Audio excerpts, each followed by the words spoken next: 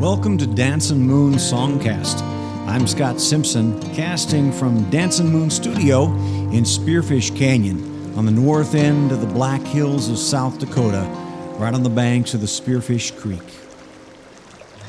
If you'd like to follow along, you can download a free PDF from my lyric book from scottsimpsonmusic.com/lyrics, and of course you can find links to all my music there as well. So let's get casting and find out what song we're going to talk about this time. This episode, we're going to go all the way back to my very first album, Ozzie's Guitar from 2000. And we're going to listen to a song called Man on the Mountain based on a family story. So we'll listen to that now and then talk about it on the other side.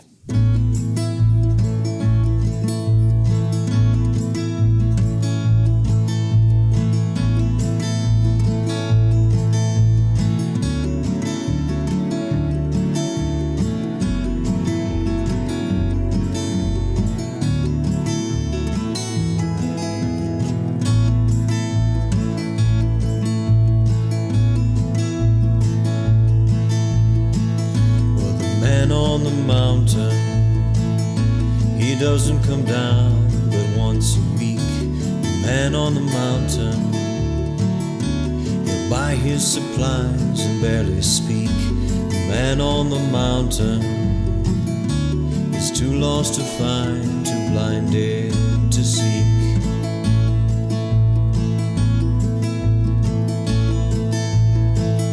She died in the winter. Their baby boy was barely weaned, couldn't even touch her. She and the child were quarantined. And then when he lost her, he knew that he'd never see the spring.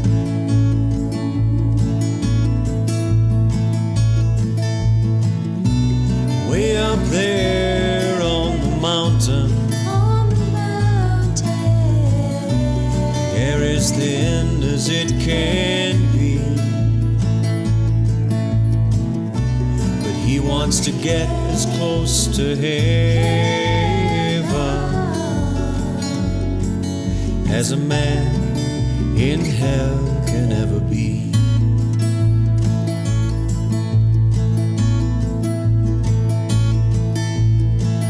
Well, you have to dig deep there, find enough water just to drink. You have to climb higher, find enough space just to think. The memory is painful, it only leads him to the brink.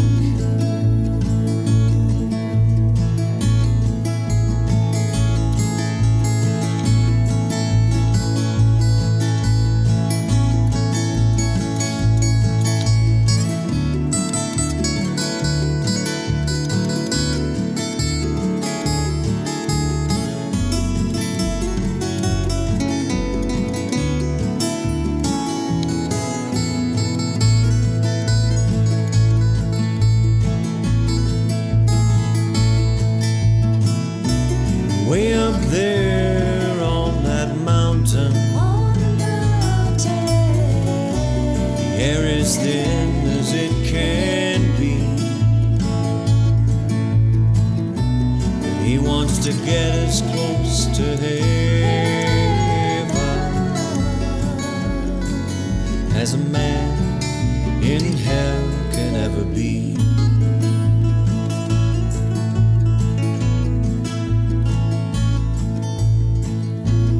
Life on the mountain is not so romantic as they say. Whether you're banished or you choose to go away, if your only companions are the ghosts of yesterday.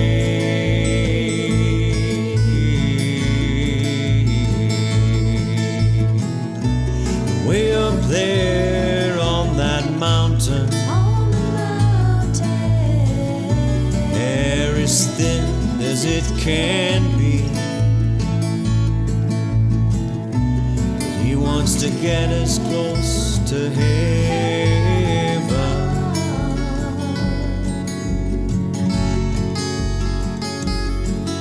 as a man in hell can ever be, as a man in hell can ever be.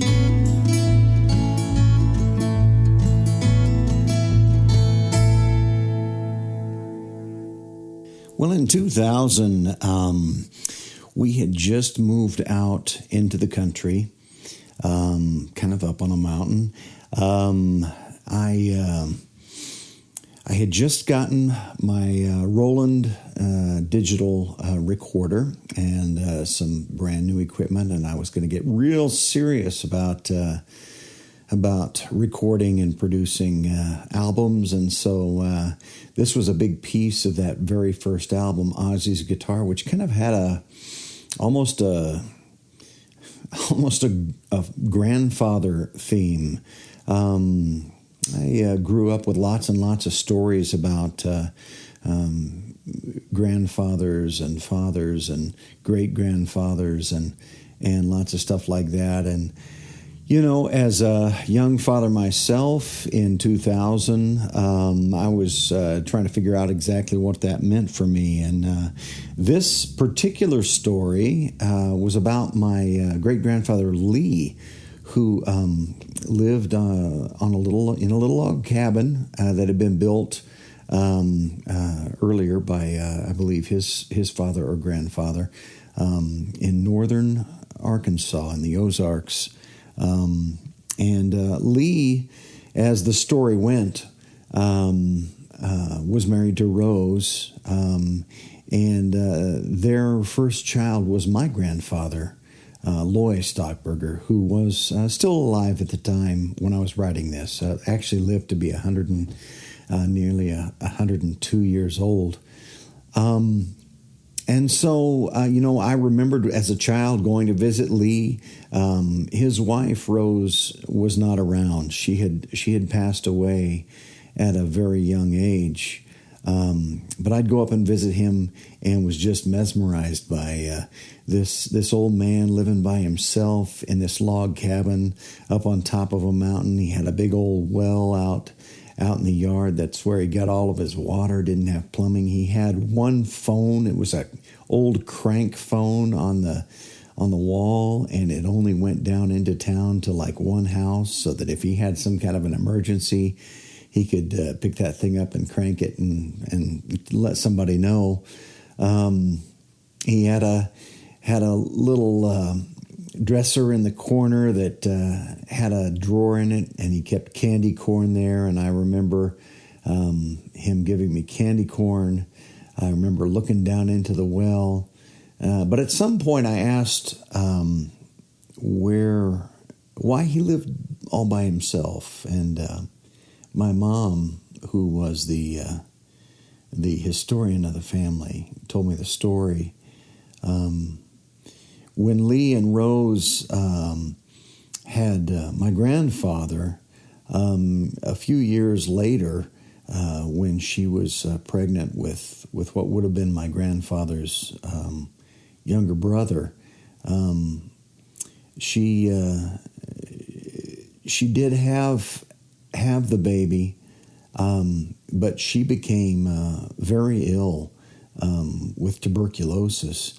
And they tried to cure that. They even moved briefly to Colorado because the doctors had said that the higher altitude would be good there in Colorado. But eventually they came back, and the story as I heard it, she came back and my grandfather remembers her being kind of quarantined off. They couldn't even go in to see her, but at some point, my grandfather's younger brother passed away, and then Lee had to let Rose know that, and that was kind of like the last nail in her coffin. She never did recover and eventually passed away. And so my grandfather was raised by his father, Lee, and some uncles that lived up there near the family cabin.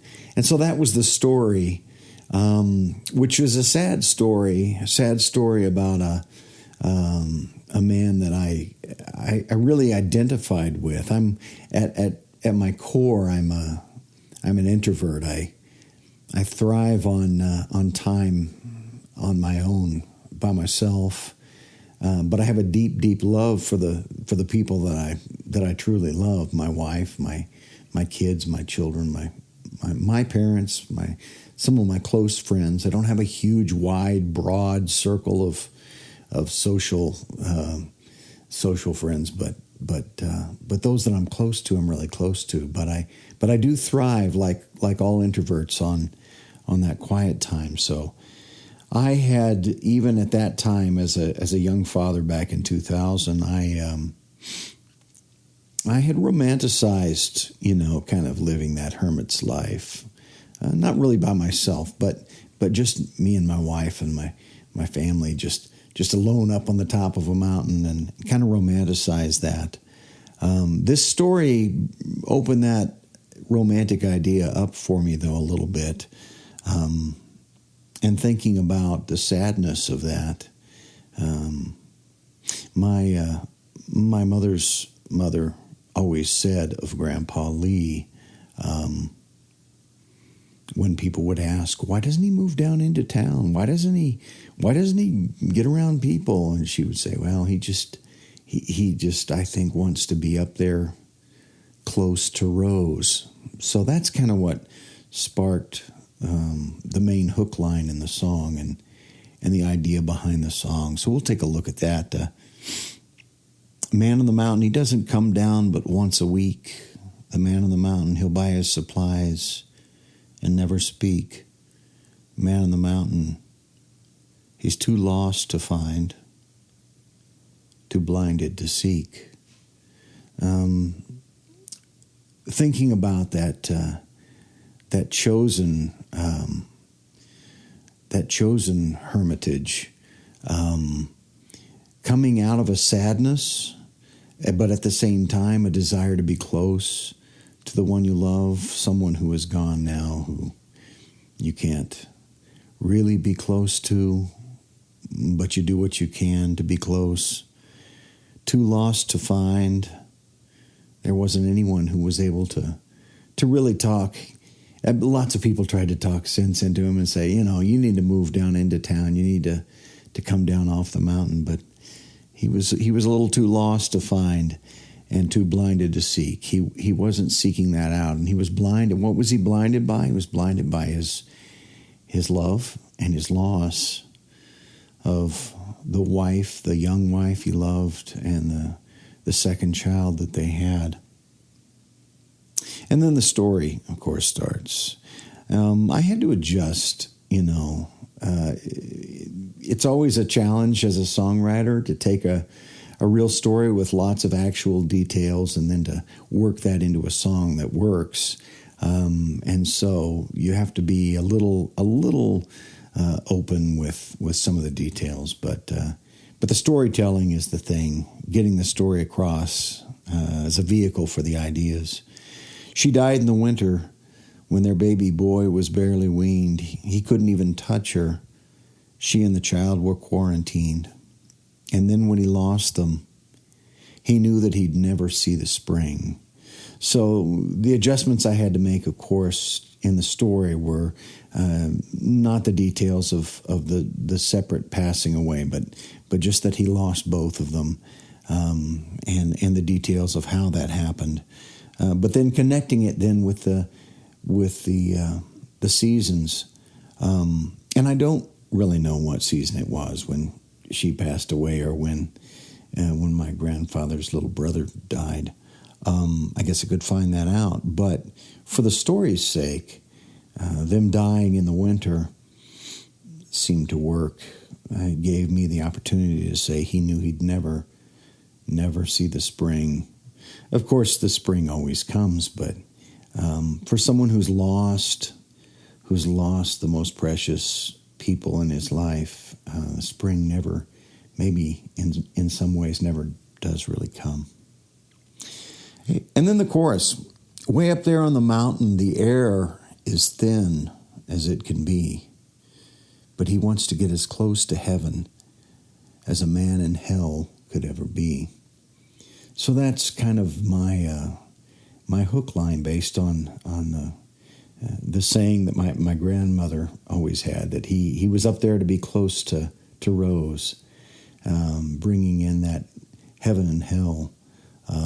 He did seem like a man not a man who was always miserable, but a man who in one way, because of his loss, was in hell, was certainly challenged, I know, daily by the losses that he'd experienced.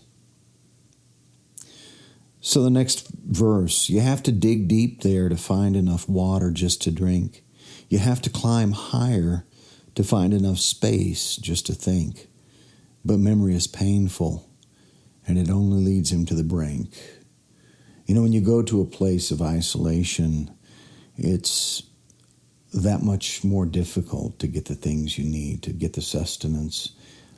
Because we derive, even introverts, we derive sustenance from community, from the people we love.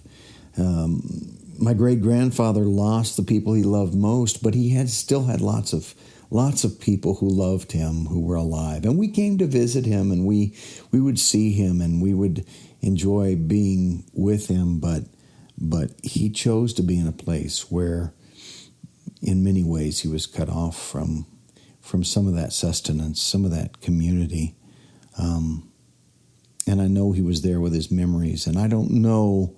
It only leads him to the brink. I don't know. I guess there's a hint there that, like many people who have experienced great loss, wondering if life's really worth going on.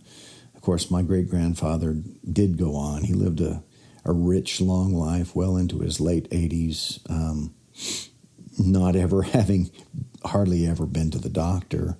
So he lived a long life. But I know that there were times, I'm certain there were times when he wondered if it was worth going on. So we have the chorus again, way up there on the mountain.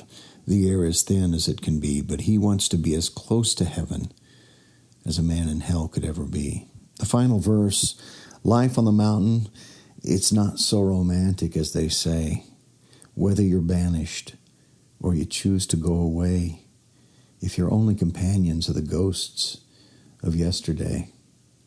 And so that's the realization of the song, that as a young father, I was romanticizing the life on the mountain, and I still do. I mean, I live out in Spearfish Canyon. I love it. I do romanticize it, but at the same time, recognizing that isolation, as romantic an idea as that seems, there's a price you pay. There's a price you pay for being an introvert. There's certainly a price you pay for being an introvert and forcing yourself to engage with a large number of people. That wears you out. But there's also a price in being separate, and I think being aware of that and staying on top of that and saying, hey, am I getting out? Am I opening myself up enough to other people? The song ends with the chorus again. Way up there on the mountain, the air is thin as it can be, but he wants to be as close to heaven as a man in hell could ever be. So a very simple song. The finger picking, and I don't know exactly what to call that, but this is the first song that I really started to work out that finger picking style that I use all the time now. That kind of syncopated 3-finger and thumb kind of rhythmic thing, which I use a whole lot now. Of course, there is the haunting and beautiful harmonies sung by my wife. Just absolutely lovely there. And that haunting female voice coming through in the background. was something I really wanted for this. It made me think about his relationship with Rose, and perhaps the fact that there in the mountain he still heard her voice sometimes, and he didn't want to leave and go somewhere where he no longer heard Rose's voice. And so those melodies that Cheryl, my wife, provided for the song were great. Just by the way, the instrumental verse, that solo I did on a little Martin backpacking guitar that I had. It's got a real thin sound, but it's a lovely sound. And the fact that it's the guitar that I bought so that I could take it out on the trail up into the mountains with me, that seemed to be the right instrument to use for that solo. So there we have it, Man on the Mountain from Ozzie's guitar, released in 2000. I do expect to possibly release a remastered version of Ozzie's guitar in 2020, 20th anniversary of that first album. So I'm excited about that. I want to thank you for joining me today for Dancin' Moon's Songcast. And, of course, you can find all my music for streaming or for purchase at ScottSimpsonMusic.com. And I really appreciate your willingness to listen. Be well.